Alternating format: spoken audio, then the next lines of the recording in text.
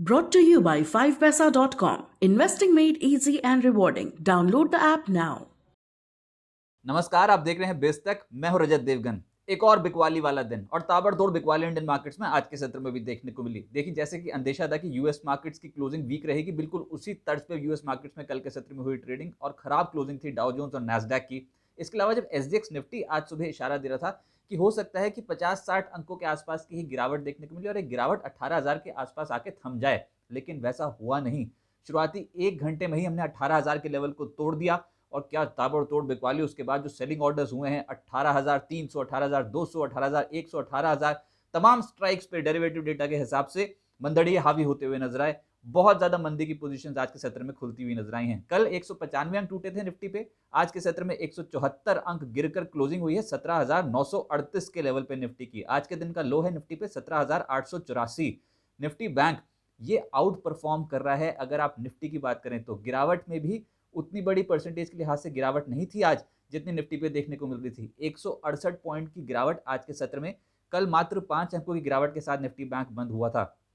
Sensex 656 अंकों की गिरावट के साथ आज के सत्र में बंद होता हुआ नजर आया। एडवांस डिक्लाइंस निफ्टी में 35 ऐसे शेयर्स जो लाल निशान में बंद हुए हैं और 15 ऐसे शेयर्स जो हरे निशान की क्लोजिंग दिखा के गए हैं। तो पिक्चर तो खराब थी, लेकिन खरीदारी कहां थी निफ्टी पे? सबसे तेज चलने वाला स्टॉक हुआ आज ओएनजीसी, 3.5% ऊपर। टाटा मोटर्स में लगभग 2% के रिटर्न बने। यूपीएल, कोल इंडिया, मारुति सुजुकी जैसे जो स्टॉक्स हैं, यहां पर 0.25% की कमाई आज के सत्र में। लेकिन गिरावट आज आईटी सेक्टर में थी और उसको लीड कर रहा था इन्फोसिस। इन्फोसिस में मुनाफा वसूली हुई और आज लगभग 3% स्टॉक डाउन। इसके अलावा श्री सीमेंट में लगभग 3% की करेक्शन। एशियन पेंट्स, यहां पर इसके नतीजे आने वाले हैं कल, उससे पहले लगभग 2.5% के आसपास टूटा। अदानी पोर्ट्स और एचयूएल जैसे स्टॉक्स में आज के सत्र में थी बिकवाली। 2.5% की गिरावट इन स्टॉक्स में देखने को मिली। आप देख रहे हैं बाजार पर अपडेट, लेकिन एक और खबर यह है कि बिजतक ऐप यूजर्स के लिए 5 पैसा लेकर आया है एक स्पेशल ऑफर। डाउनलोड कीजिए 5 पैसा ऐप, लिंक डिस्क्रिप्शन में है। टाइप कीजिए कूपन कोड LT150 और पाएं एक्साइटिंग ऑफर्स।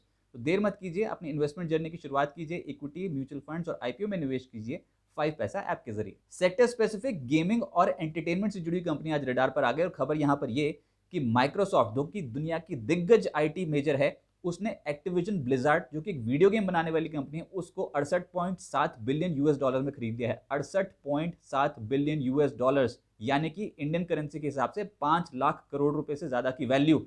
और ये बता दूं आपको कि निफ्टी में मात्र 6 ऐसी कंपनियां जिनका मार्केट कैप 5 लाख करोड़ से ज्यादा का है। समझ सकते हैं, आज तक के इतिहास की गेमिंग इंडस्ट्री में सबसे बड़ी डील हुई। उसका इंपैक्ट आज इंडियन गेमिंग स्टॉक्स, एंटरटेनमेंट से जुड़ी जो कंपनियां थी वहां पर भी पड़ गया। जैसे कि ऑन मोबाइल ग्लोबल, अगर आपके पोर्टफोलियो में होता तो आज 20% की कमाई पक्की थी। 20% अपर सर्किट पे लॉक हुआ है ये स्टॉक। इसके अलावा नजारा 5%, डेल्टा कॉप लगभग 4% उछलता हुआ नजर आया। इसके अलावा जो अलग सेक्टर्स थे उसमें फर्टिलाइजर्स, यहाँ पर पिछले कुछ दिनों से तेजी बन रही है, लेकिन आज जो बारी आई उसमें चंबल फर्टिलाइजर लगभग 3.5% ऊपर। फैक्ट, जीएनएफसी, मैंगलोर केमिकल और मद्रास फर्टिलाइजर जैसी कंपनियां 2% से 3% उछलते हुए नजर आए। सरकारी बैंक्स लेटर हाफ में चले हैं, जिसमें बैंक ऑफ महाराष्ट्र लीड कर रहा था 4.5% ऊपर। बैंक ऑफ बड़ौदा में अच्छी पोजीशंस बनती चली जा रही थी, 4% ऊपर ये स्टॉक हुआ। JNK bank, Canara bank, PNB, SBI जैसे जो स्टॉक्स हैं, यहाँ पर 1.5% से 2.5% के रिटर्न मिले। और हैवी वेट एसबीआई में निश्चित रूप से बाइंग इमर्ज हुई है। आज देखते हैं कल फॉलोअप बाइंग होती है कि नहीं, लेकिन 1.5% ऊपर बंद हुआ है। सीपीएससी सरकारी कंपनियों का जो इंडेक्स है, इसमें एनएलसी इंडिया लीड कर रहा था 4%। ओएनजीसी तो वैसे ही निफ्टी का सरताज था, आज 3.5% ये ऊपर। कोल इंडिया, एनएमडीसी, एनबीसीसी जैसी कंपनियां चलती हुई नजर आई। मीडिया सेक्टर में TV18 ब्रॉडकास्ट और नेटवर्क 18 में आज के सत्र में कमाई हुई है। TV18 ब्रॉडकास्ट आज 7% उछला है, नज़ारा 5%, आइनॉक्स लेजर और सन टीवी जैसी कंपनियों में 1% से 3% के रिटर्न। एनर्जी स्टॉक्स में टाटा पार का नंबर आया, 4-4.5% के रिटर्न दे गया। ओएनजीसी तो लीड कर ही रहा था। इसके अलावा GAIL, Adani Green, IOC, Adani Transmission जैसी जो कंपनियां हैं, यहाँ पर हरे निशान की क्लोजिंग हुई है। मेटल स्टॉक्स, जब बाजार खुला था तो अच्छी लीडरशिप पकड़े हुए थे मेटल स्टॉक्स। उतनी तेजी लेटर हाफ में नहीं बनी, लेकिन फिर भी जो पॉजिटिव क्लोजिंग हुई है उसमें NALCO, Coal India, Hindalco, JSPL, NMDC, Tata Steel 1% से 2% तेज हुए। ऑटो सेक्टर में आज टाटा मोटर्स उछल गया 2%। रफ्तार पकड़ी अशोक लेलैंड ने लगभग 2%। निश्चित रूप से अच्छी खरीदारी हुई मारुति सुजुकी में, जो इसको 0.25% ऊपर ले आई। बजाज ऑटो और एक्साइड यहाँ पर थी हरे निशान की क्लोजिंग। दबाव आज बनाया आईटी सेक्टर ने, 2% तो इंडेक्स से टूट गया, तो कंपोनेंट की हालत तो होनी थी खराब। L&T टेक्नोलॉजी सर्विसेज नतीजे आए और स्टॉक टूट गया 6%। इसके अलावा एम्फोसिस 3.5% नीचे, इन्फोसिस माइंडट्री 2.5% से 3% का dent, L&T infotech, TCS, Wipro, HCL tech तमाम स्टॉक ढेर हो गए। फाइनेंशियल सर्विसेज का तो हालत और खराब थी। ICICI प्रूडेंशियल 6% नीचे, M&M finance, HDFC, AMC, ICICI general insurance और बजाज फाइनेंस जैसी कंपनियां 2% तक नीचे टूटी।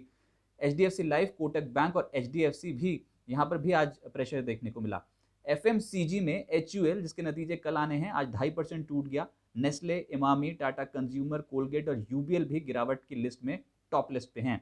रीसेंट लिस्टिंग्स में आज PB फिनटेक सबसे ज़्यादा टूटा है, 7% ये स्टॉक टूटा। रेट गेन में 5% की गिरावट देखने को मिली। लेकिन पेटीएम के निवेशकों के लिए एक और बुरी खबर, 1000 रुपये से नीचे पहुंच गया अब स्टॉक प्राइस। ताबड़तोड़ बिकवाली हम ऑलरेडी देख चुके हैं, आज भी 4% टूटा है। सिगाची और स्टार हेल्थ ये भी दबाव झेल रहे थे।